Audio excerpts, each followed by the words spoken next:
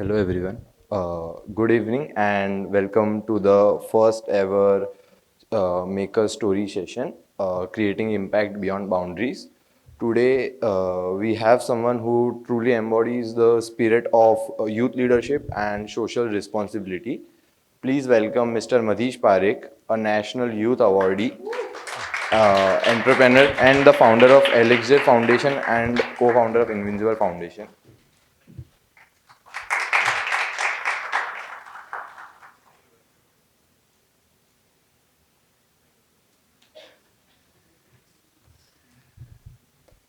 uh, Elixir, a purpose-driven wellness brand. Madhi sir has been actively contributing to social awareness uh, and youth empowerment and sustainable development for over a decade now. Uh, his work has been recognized nationally and internationally, including engagements with UN and various youth-led initiatives. Today, he continues to inspire thousands through his journey of impact, innovation, and value-based leadership. Welcome. Yes. So, I will start with some questions. So there are many questions, but we have sorted it out to few. But we will also have Q&A from audience, so audience can also get a chance to ask questions to Mr. Madhi sir. So, sir, the first question that I have is your journey into social impact started early, right? And what inspired you to take that first step, and how did that shape your decision to start Elixir? Good evening, everyone. So, thank you, first of all, for inviting me to this meaningful initiative. Thanks to Isaac and everyone who is part of this room at this moment. Some things in life are just unplanned, and this is how it feels good what it comes this way. You can let me know what sort of language is convenient. Should I speak in English, Hindi, Gujarati, whatever?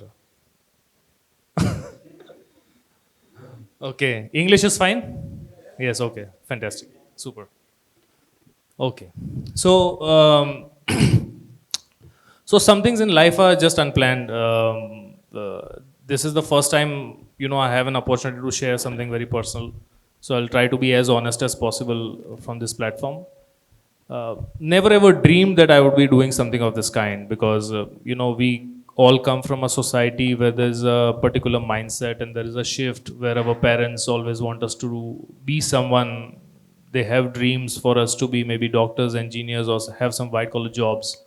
And everyone dreams, their child becomes something of this kind. And so, did my parents have this kind of dream? And I also found myself somewhere in this particular situation where I believed this is what I want to become. As a child I wanted to become a doctor, but then I realized that I cannot do something with the bodies, like cut and stitch and something like this. So I decided this is not what I want to do. Then I realized, I developed some interest for computers, games, and technology. I always love technology even now. So I developed interest in computers. I decided to do computer engineering. But then when I stepped into computer engineering, I found it very boring. This is what I don't want to do. I don't want my job to be on a desk in front of a computer solving some codes, finding errors in the codes, and spending my whole day like this. It's very boring for me. Rather, I can get people who can do this. So I decided not to do computer engineering, but then I shifted to social engineering, where I can change real-time problems, that we see around ourselves. Um, so this is how I changed. If you don't mind, I can stand. So this is very uncomfortable sitting all time here. So then I decided to do something different. But then there was on my campus, one of my professors gave me this opportunity. I always remember him, and I'm always thankful to him that he gave me this kind of opportunity. And this was my first opportunity to volunteer on campus. In school life, I never participated in a single event, single program. because I was very shy. I was always studious, who always wanted to, just focus on marks, grades, and something of this kind. So I never participated. But then, I have this patriotism in me. So it was, I still clearly remember it was 26th of January, Republic Day, and when my professor invited me to be a volunteer at the 26th Republic Day program. And then I went. And it was just beginning of one of the social organizations on the campus, which is called National Service Scheme. Maybe some of you know this organization. So he gave me an opportunity that you can be a part of this volunteering exercise on the campus. And I said, okay, why not? I was in a self-doubt, should I take it or not? But then I thought, now I'm on a campus, I'm in a university.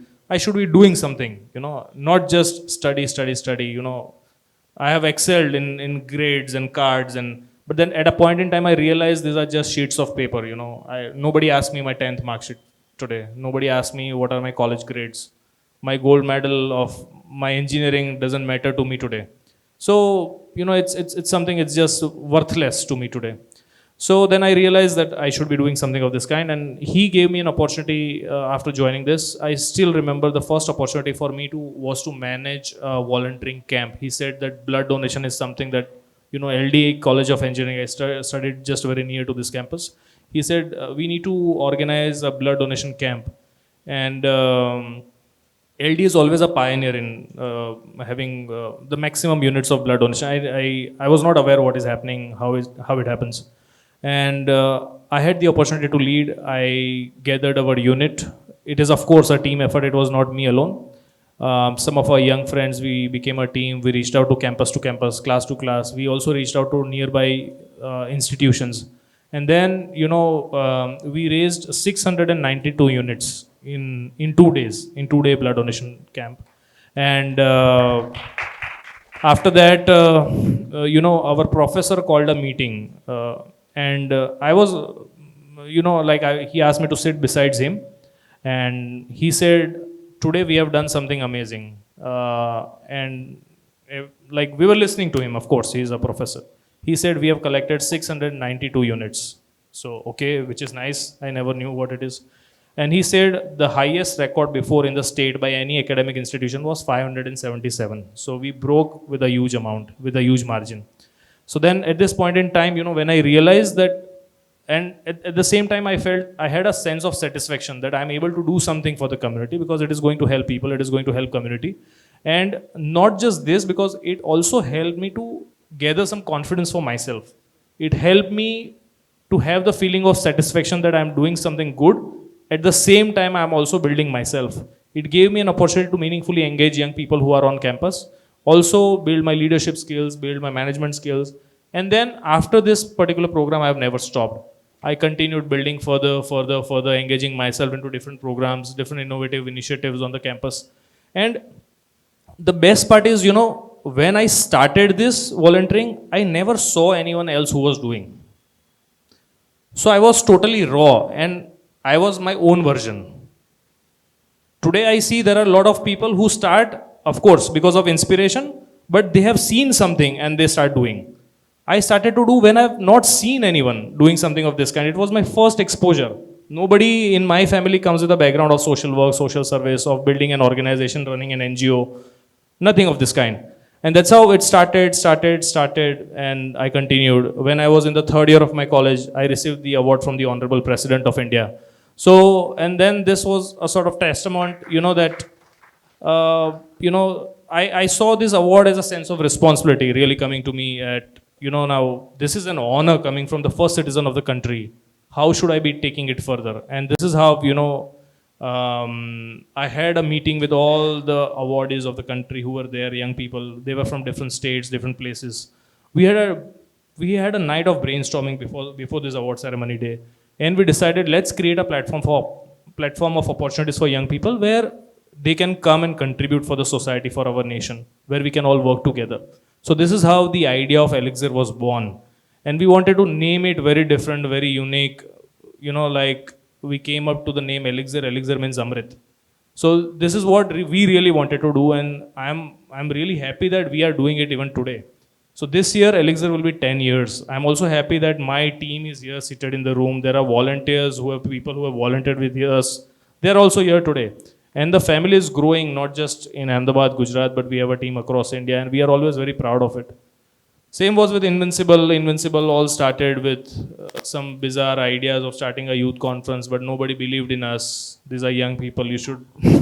They did not support our ideas of doing a conference. Then we all decided to go on a trip to Polo Forest, just get a bus and let's go to Polo Forest. We all went to Polo Forest. Instagram was just becoming itself, and then we posted pictures and everything. Everyone on campus wanted to be a part of this trip. So in 1 week, again, we started one more trip. We did one more trip to Polo Forest.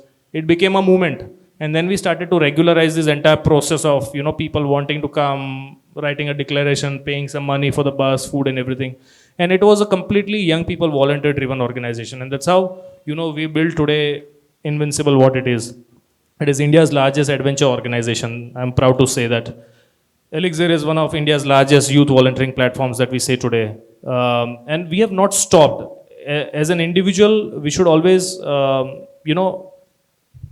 day when you are born on this planet, you should believe that you are lucky. You should not deprive yourself of any thoughts that you cannot do this. Once you are born on this planet, you can do anything. With this mindset and with this thought, you should move forward. And as an organization, as an individual, we have always strived and worked in this direction that we can do something of this kind. And slowly and gradually, this is at the end of 10 years, here we are today. Now we have adventured into international arena, international domains. We are trying to engage with international youth. We are doing a lot of things with children. So this is how the journey starts, the journey grows, and we continue. I hope I answered what you wanted out from me. Yeah. Thank you.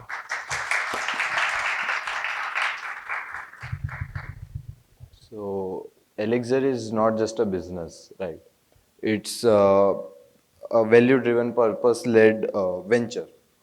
So how do you ensure that your entrepreneurial journey doesn't aligns with the social and environmental impact?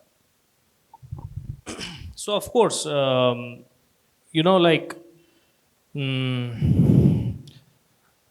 when I had this idea of starting Elixir and whatever we are doing today, it was always questioned.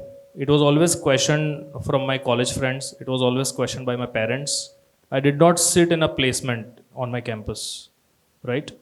And there were questions, how would you earn yourself a living? What you will do? But then, of course, life has struggles. But I think you should be consistent in your ideas. You should believe in yourself. And as I always say, once you believe in yourself, the world is out there to believe in you. So, but for that, first you need to believe in yourself. Then everyone is waiting for you. So that's how we started.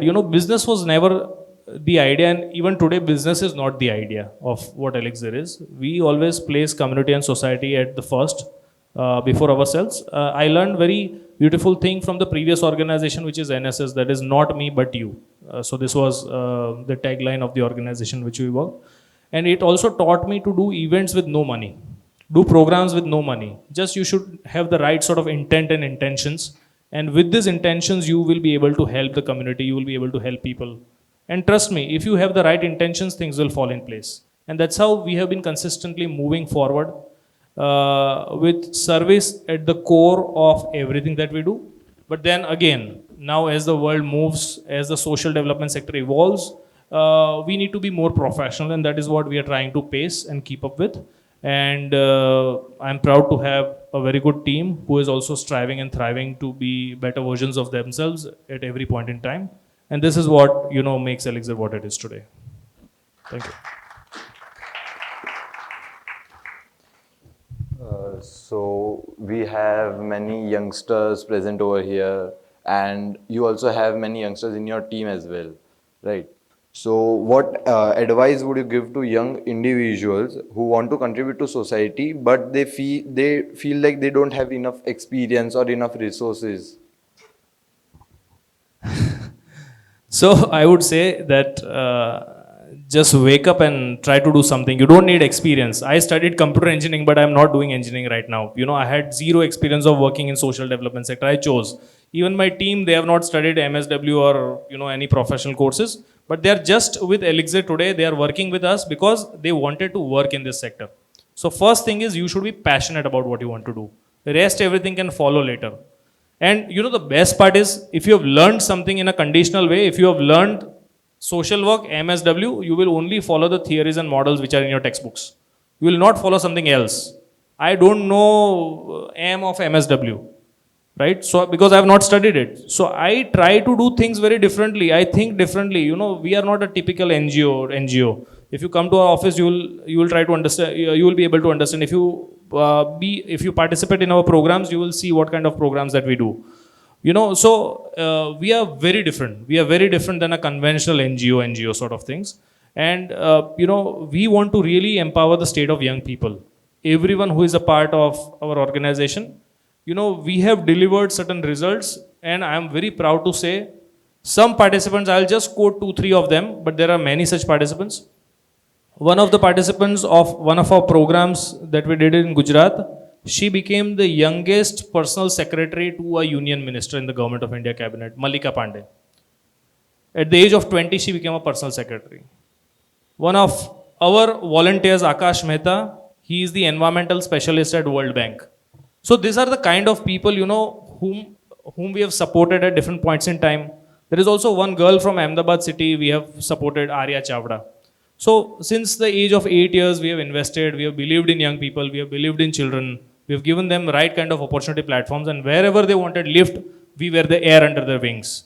We are invisible, but you know, we are like air under the wings. We give them lift. So this is what the whole idea is. This is what we are trying to do. And over a period of years now, you know, we are also providing opportunity platforms for young people to go international, to experience what is out there in the world. World is not just in your textbooks. It is a lot more outside these pages. Come out and see, have a reflection, because once you move out of the bubble, you know, you will feel the fresh air what is outside. And I think you all deserve. There is a statistics that out of the entire population in the country, only 7% individuals in the country have passports.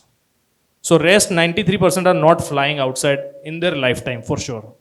Now out of this 7%, which is 100%, 7% is 100%, out of which only 1% fly out in their lifetime, who go outside and travel and see what is there out in the world.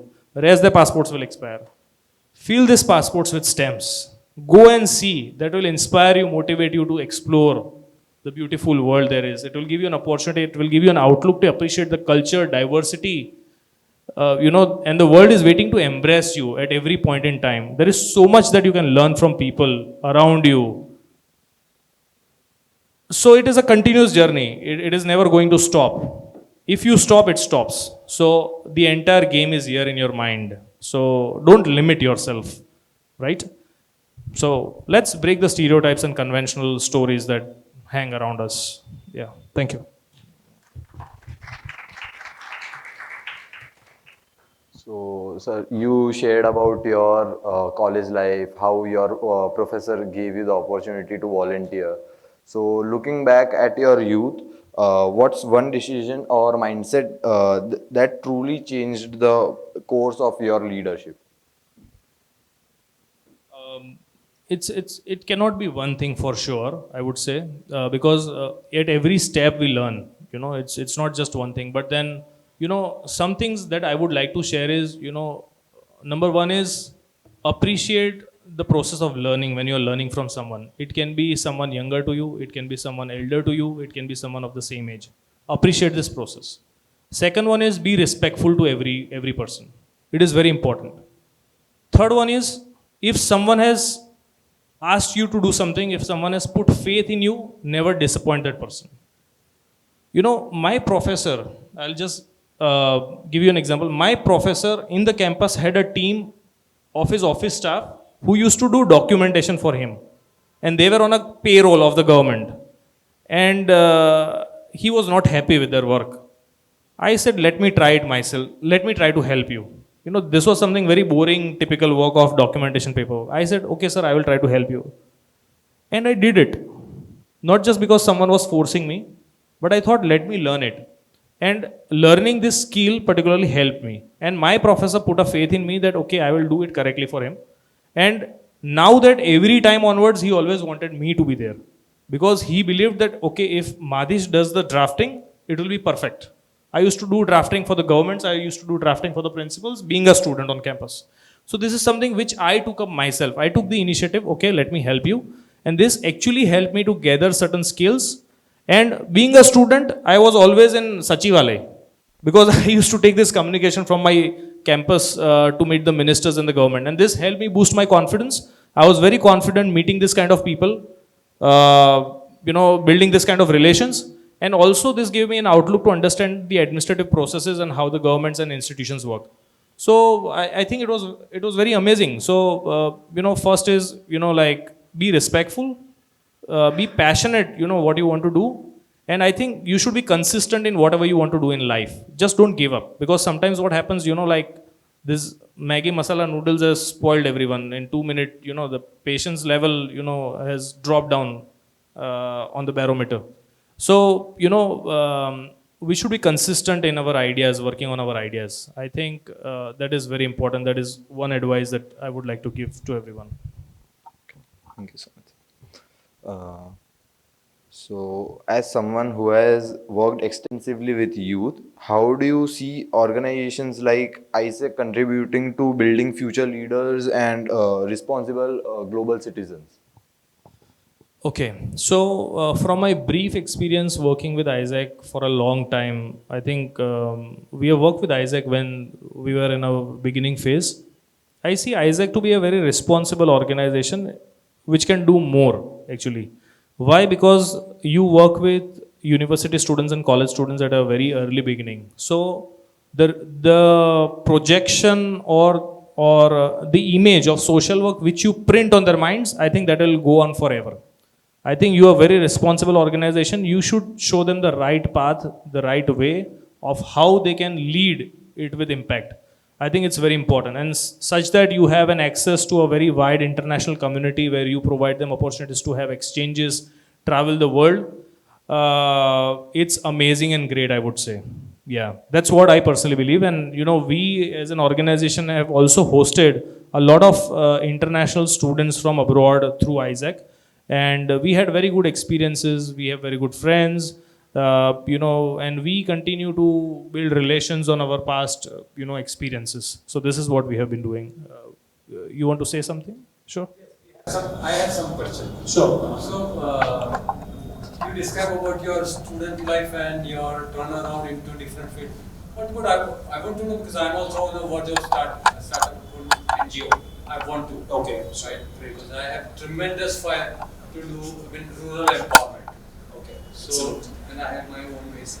But I'm here to understand what was your difficulty starting from when you started this Elixir and your path. Please describe the difficulties and trouble you have brought through so that people like us can understand what it is. Okay, so before starting this organization, I never understood what an organization is, number one. I just heard from my sister who stays in the United States. She told me that, she studied pharmacy there, and she said, I want to do something for the people of India where we can help them with medicines. I'll make sure that you receive these medicines, but you should have an organization registered. It is called an NGO. So that was the first time, I thought, let me check what an NGO is. But then that never happened because it was very difficult to send drugs from abroad to India. So then, but I knew after I did the social work, I recalled this conversation that I had this something called, we can start an NGO something. So now I didn't know how to start an NGO and I was a student. So I went to this charity commissioner's office. I spent one day to know how an NGO is registered. I moved from advocates to advocates. They told, this is the money, you need to pay 5,000. That time it was 5,000 in 2014. And then, 5,000 is the fees. And then I gathered all my savings. This was the first difficulty. I put all my savings and gave it to the advocate because he was the person who would do it for me. I put the money there, the organization was registered, and now the real challenges start because it's not easy. And now the rules are even more difficult to start an NGO. And then after that, implications. There are a lot of legalities that I should be aware, and I learned everything myself. I should be filing income tax return every year, like what we do for individuals. We should have 12 AA certification, ATG certification. We should be compliant to CSR1 on Ministry of Corporate Affairs. All of this we did. But the major challenge was people were not believing in us in the first beginning. This is the main challenge because we were very young. We were like college students who would believe us. And then, we were working with Isaac then. So we did our programs together. Second one was nobody was ready to fund us because where would the money come? If you don't have money, you can't run an organization because if you want to do something, it was a real challenge. But as I said, the organization which I was a part of in my campus, NSS, it taught me how to do programs with zero budget. So everything that we did, even together and individual, on our own, we did it with zero funds. And this was the time when we were invested in building our reputation and image in the society. Secondly, we met a lot of strange people who wanted money in exchange of donations. So this was also, very unethical practice for us, which we have always discouraged. We don't do this kind of things. So these were the common things. But the first 3 years were very tough. Very tough. We were totally dry. We had no support coming in. It was just pumping in my money. It's like, on an ICU. We are just giving it enough support that it thrives and it becomes a life. So it took me 3 years of my life. And in these 3 years, I also lost my father. So it was very difficult for me to build an organization during this time. But I was always consistent. I was always motivated that I want to do this. And I was very sure and confident that I will be able to do this. I think this kind of motivation enabled me to do some things of this kind.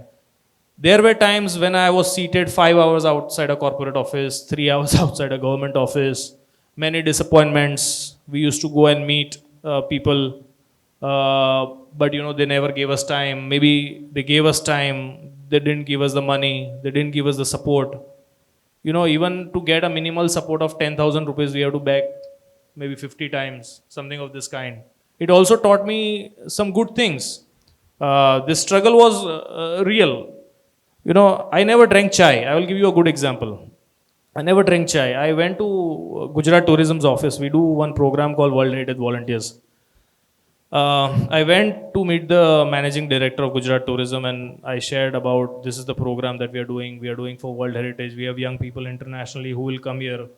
And all of these things happened. And he said, sorry, there is nothing I could do for now. But in the last, he asked me a question. Would you like to have a cup of chai? I don't drink chai, but I said, okay, ठीक है, P लेता हूँ. ठीक है, sir, I'll have a cup of chai. And then he ordered a cup of chai. And on this cup of chai, we had some conversations. And at the end of the conversation, he promised us a certain amount of money. So Gujarat Tourism gave us some funds. So chai actually built good relationships with this Gujarat Tourism people. And after that, I recommended Gujarat Tourism to Isaac, and Isaac also received money from Gujarat Tourism. So this is the sort of, things we discover, we learn. There are challenges always, which we need to face. I think, this makes us more stronger, better, and be respectful to everything that is happening around you. So, when a young person comes to me, very fresher, sometimes my team might be like, you give time to everyone, we also need time. But I see myself in that person, that I was also sometimes like this, who used to go to people. So I need to at least hear them out. If I am in a capacity to support them, I will support them. We just need to believe in the person who is seated in front of you.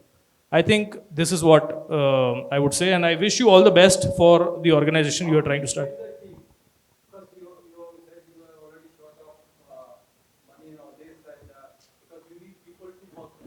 Sure. So our volunteers are our strength. So before it was everybody was a volunteer. Everybody believed in the idea and the concept that we work. So everybody was aligned to the mission of the organization. And even today across India, we have a team of volunteers who work with Elixir because they believe in the idea of Elixir. They want to support the organization. That's how we do. But today we also have a full-time team of around 20 people who work on a full-time basis. So that's how we have grown slowly and gradually. So I would say I'm very thankful to the entire team of young people and volunteers who contributed in building the organization, who contributed in building a reserve for the organization. And based on that reserve, today we are capable of employing and keeping people on a full-time basis. And that's how we run. So the journey was, not easy and strong. It's like social media. How it is on social media. So we put our very good pictures on social media. Oh, so everyone is, oh, wow, kya life hai. When I put pictures, oh, he's always traveling. But behind that, the pain, how much year of investment it has gone, how much efforts it has taken, nobody knows. For example, if someone is putting a good picture, but that person might be unhappy at times, that person might be sad at times, the person might be struggling at times a lot, but nobody posts our bad side because we always want good things to be seen. So it's something like this, people may see today any organization, not just us, but any organization as a big company, maybe made by Tata, Bajaj, Hero, Reliance, anyone. But then there is a lot of struggle that has gone in building these organizations of this scale and size. So today we might struggle, but we should not give up. One day we will rise together, and this should be the spirit. So yeah. You had student friends who volunteered at that time. Yes, largely. So for example, some people who are today in our team, they were not studying with us, but they saw maybe somewhere we are doing through social media. They got to know us. They started volunteering with us, and they continued. And some volunteers are very old. One guy is a CSR head of HDFC Financial Services. He's a professional, but even today he volunteers for us.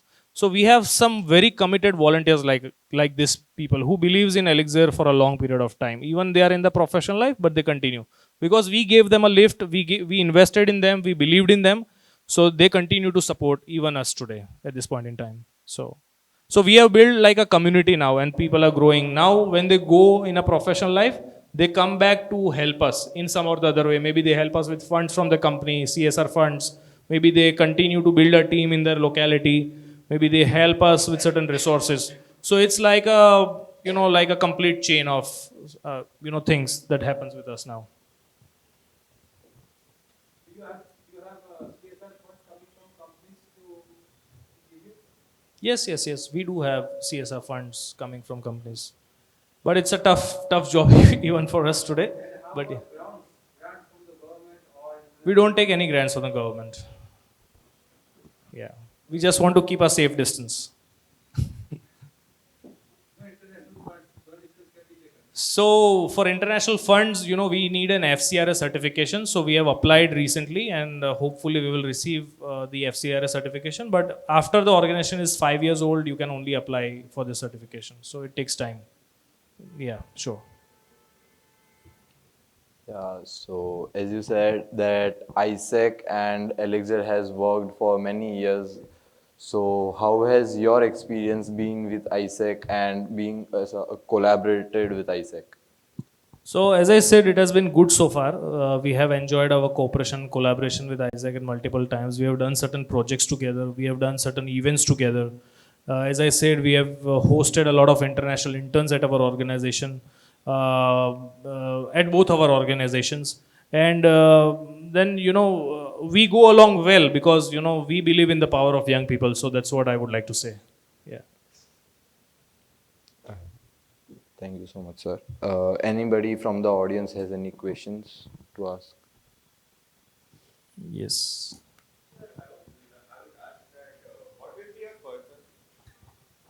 Sir, what will be your further vision for Elixir in next 5 years?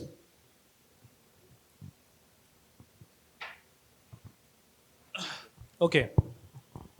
So see, some things in life has taught me that break your goals in smaller steps. Don't think very far because we are in a field of social development sector. Every day we have different kind of challenges. We were not at all prepared for COVID. Right? One example. Even if you had 5 year plans, everything was changed for everyone. So when you are in social development sector, at least in social development sector, it's like IT technology sector. Every year some things are changing. So you should focus on small steps. I think you first achieve them, try to gain some expertise, and then on that basis you can build on the evolving structure, which is going to come. So that's what I think it this way, and we work on a similar fashion. We don't build like for 5 years. But okay, the broader idea, empowering young people, stays the same. Now, through what? Through different initiatives. Like we started with some different programs earlier, and now the programs have changed. The programs have evolved. Every year we try adding different kind of programs. So it keeps on changing. I cannot restrict myself on certain things. So, and we are also different as an organization because we work on a lot of things. It's not just one conventional NGO sort of thing that we only work on certain things. We take up anything and everything that comes our way, which reminds us that we should be working on this particular issue and this is going to help someone at certain point in time and also sustain us financially. So there are certain aspects, we should be mindful about while we lead this way. So you answered a question that I was about to ask. That do you have a core focus activity, or you said you are taking any kind of activity on a social? No, we have certain bigger brackets. Like, of course, we continue working on health, we continue working on environment, we continue working on heritage. But okay, the programs under the environment may evolve at a point in time. It depends. Like what we are doing, be it plantation, be it monitoring, be it maintenance, be it seed bombing, be green planters. It evolves. Even in the climate initiatives, some now we also did solar electrification of schools, right? So this was something which we were not doing, but this is the hour of need, and this is how we evolved. So we are more adaptive, I would say, in our approach to implementing projects and programs that we do.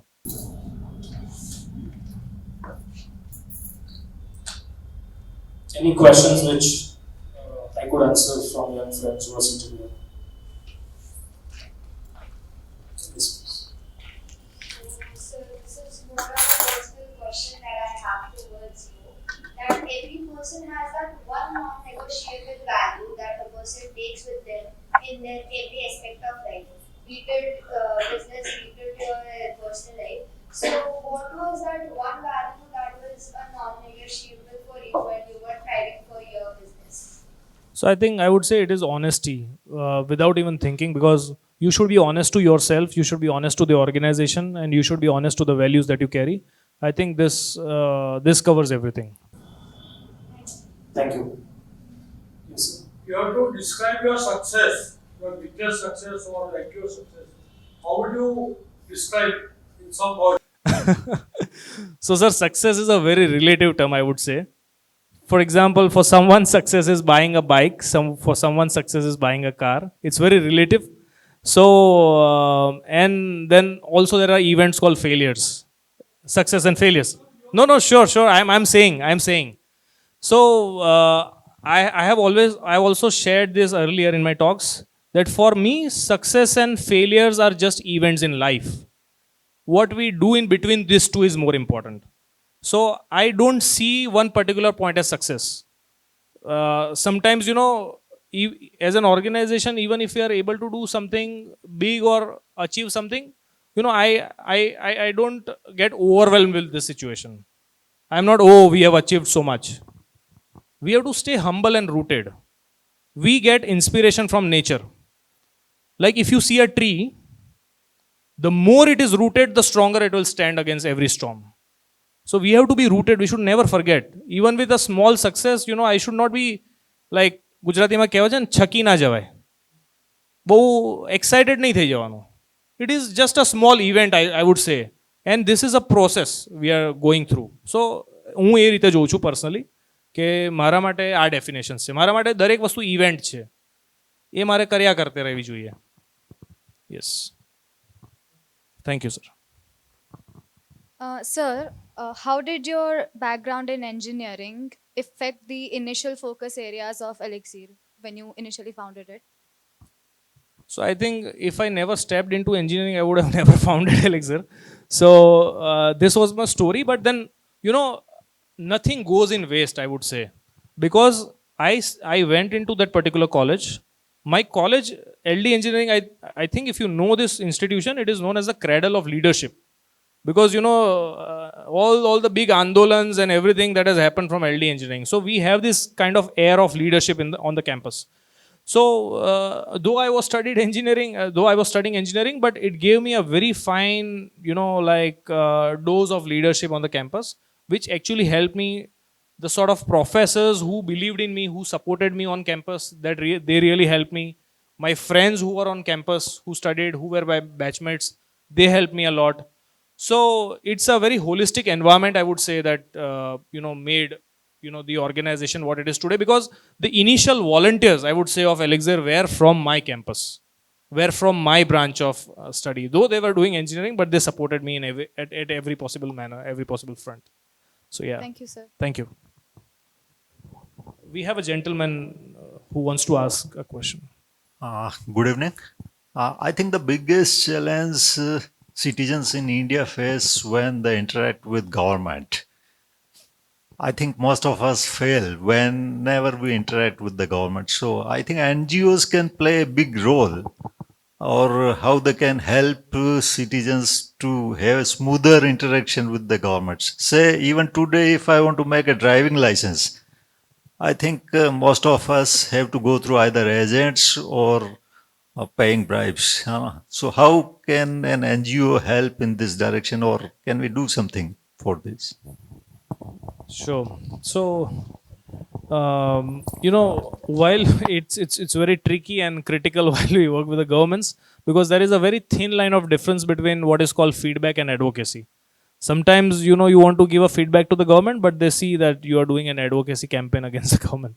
So it is a very thin line, and we try to balance it. So at certain programs at Elixir, we work with economically challenged communities where they do not have any documents, where they do not have any, where they are not able to access benefits from the government.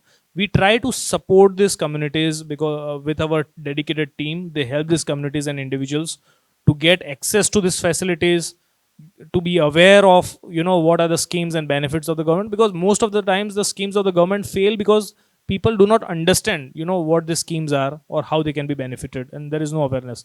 So in limited capacities, of course, but it is a primary job of the government to do it. NGOs can of course be aggregators and catalysts in doing this, but then the question is, how do NGOs sustain themselves? Because if they just, because government is not going to give them money, so NGOs will of course adapt a route, adapt a trajectory where they will work on their own ideas and initiatives which they want to do. But of course, in limited capacities, we are able to work on the idea that you are suggesting. So that's my honest answer to your question. Hope I answered. Thank you. Hi. Good evening, sir. My name is Krishna. My question is quite out of the box. Which is your favorite place to travel in India and why? Travel in India and where? Which is your favorite place to travel in India and why? What's the reason? I would say in India, if you take me to the mountains, I would be very happy because I see it very crystal clear. One is, I am very away from the noise. I am being one with nature, being one with peace. When you are at a certain height of the nature, you are able to see world more clearly. This also helps me have clear thoughts. So I think mountains are something I would love to be there. Any place, anywhere. I have personally traveled to a lot of mountains. I was just discussing with the organizers here that I also spent a very good time in the northeastern part of the country, in Arunachal Pradesh, Meghalaya, Shillong, Guwahati, Himachal Pradesh, all of these places. So mountains are very dear to me, I would say. Yeah. So I have a question. Sure, please. So in every sector, there are some misconceptions associated with that particular sector. So what are some misconceptions about people working in social sector? I would say I would ask my team what are the misconceptions working. So, for example, one of our team member is looking for a wife, and he and the family comes and ask him, NGO માં કામ કરે છે, શું કામ કરો છો, સેવા કરો છો? Some sort of, he can answer it better, maybe Krunal. But then we do it very differently. We do it very differently. But okay, this is the main conception. It becomes very difficult. No, okay, jokes apart. But no, it is one thing that people do not understand what we are doing. So social development sector is not everyone's cup of tea, because it has never been this kind of professional in India. In India, what we say is, we have an ingrained belief that seva parmo dharma. We do it. Even we feed an ant, we feed dog, we feed cows, the first piece goes to them. So it is ingrained in our culture. We are never doing it professionally. But now, with the development of CSR and certain laws where the government mandates every corporate to do it, now corporates will want it to be done in a professional manner, in a professional way, and we do it professionally. But then people do not understand. This is the problem, what an NGO does. Even if you would go and ask my parents, what I do it today, they will not be able to answer correctly. So even I think my team would also resonate with the same thing that, unless and until you are doing something very specialized, you won't have an answer. Even if you ask me what I do so many things I also don't remember. So this is the common. I think Krunal finally gathered some courage and he would share his inside story. No, thank you. So whenever we tell that we work in an NGO, तो सबसे पहले एक ही चीज आती है कि ये तो शायद खाना देते होंगे, अनाज देते होंगे, या तो कपड़े पहना रहे होंगे, ये सारी चीजें आती है. NGO sector, I guess it's evolving, as Madhish bhai told. It's more about now giving people the wings they want. It's more about giving the people the value they want. Most of the time, we as an NGO, we don't do typical all these donation programs, but we are taking all these platforms and doing conclaves and everything. Most of the people think कि ये तो government का काम है, तुम क्यों कर रहे हो? So many of times people see with a lens के ये इनका कुछ agenda होगा. Now doing something good for the people is not an agenda. So this lens has to be removed from the people. NGOs are here to do what the government cannot do. That's why we are a non-governmental organization. But with that, we also bring the value, which is not, an expertise which we as a young people have, which the government might not have. That's why we are, doing all these things. Yeah.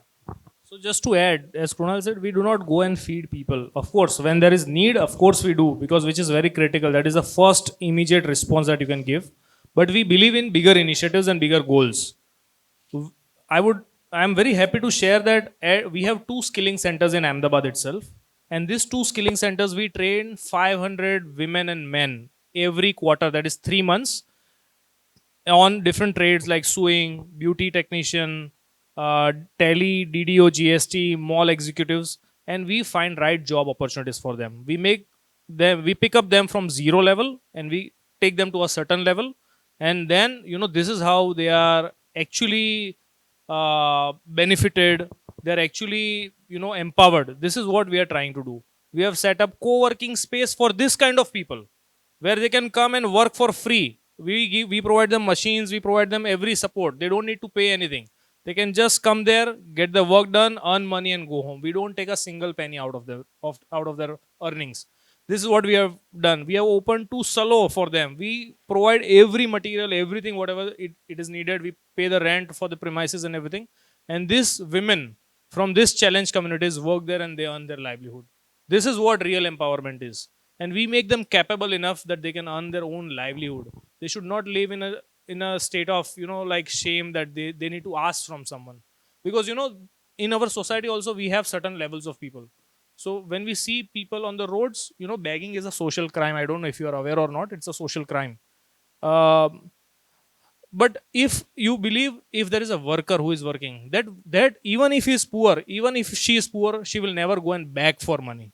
This is the sort of dignity they have. And we should respect this kind of dignity. Even our team, when they work with the community, I said, they should never have a slightest of feeling that you are helping them.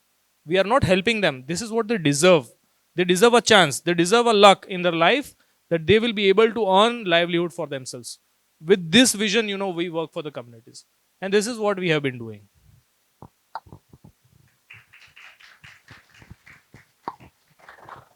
What is your field of operation in the city? Across India. But in cities? Or is it to rural also? So, different places, we also work in tier 2, tier 3 cities. Rurals, we have done some project, but not primarily. But primarily tier 1, tier 2, tier 3 cities at the moment. Yes, because this is where, we have our connect of young people because they study in colleges, institutions. This is our actual ground force. But then when we need certain projects to be implemented in rural regions, this young people travels. And we have implemented big rural programs for different corporates during the COVID time. And these are very successfully implemented by these young people of ours. The focus of rural empowerment, as I said. So I think it will have a lot of challenges. Plus, to get the volunteers to work in rural areas is something for the youngsters in the city. may be a problem. So I will have to generate my own set of initial volunteers or workers or co-workers together, and it's like. We'll be very happy to support in any kind of initiative that you have, sir. For sure, sir. Thank you, sir. Okay, please, ma'am. Uh, can you please pass on the microphone? Thank you.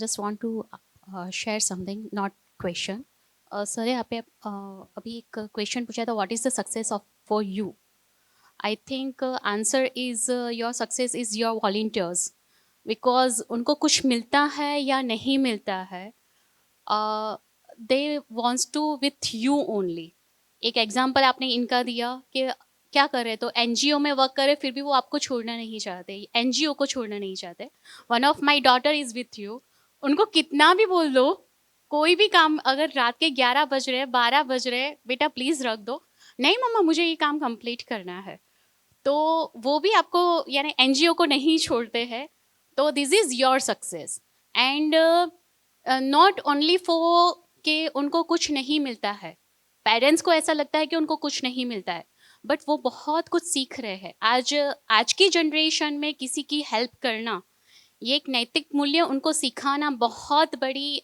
आगे की generation के लिए और उनकी ज़िंदगी के लिए बहुत अच्छी बात है तो this is your success and this is our parents success thank you so much Definitely. It gives strength to not just me but the entire organization and many such other organizations that function around the country or around the world. So it's very true. And जो चीज़ें हम यहाँ पे सीखते हैं I would say जैसे मैं बताया कि मेरा कोई सोशल डेवलपमेंट सेक्टर का कोई डिग्री नहीं है बट मैं इतना कुछ सीखा हूँ ये फील्ड में काम करते करते and every year it is increasing it is growing the amount of wealth of knowledge which will always grow और कोई मैनेजमेंट स्कूल ये नहीं सिखा सकता आपको जो हम खुद सीखते हैं we learn from our experiences and this is very true as what ma'am rightly said this will add wealth of experience to your life and this will help you personally as well as professionally at different fronts. Yes. Any more questions? Okay. So, okay, please. Sure. For sure, sir. Yes. You can note it down. 901 655 8924. Yes, Madhish Parikh. Thank you. Hello, sir. Yes, sir. My question is that what is that one project or initiative that you are most proud of, like till now? You are putting me in a very diplomatic situation in front of my team that I have to choose between the projects. Okay, but there is one project I am very proud of that I would not shy. It is Project Elixir. Thank you. Okay, so I think it was great speaking to all of you. Thank you for being a very patient audience, for asking interesting questions. And I hope that I was able to answer or respond to your questions just from the experience that I carry. It is not I am speaking, it is my experience which is speaking.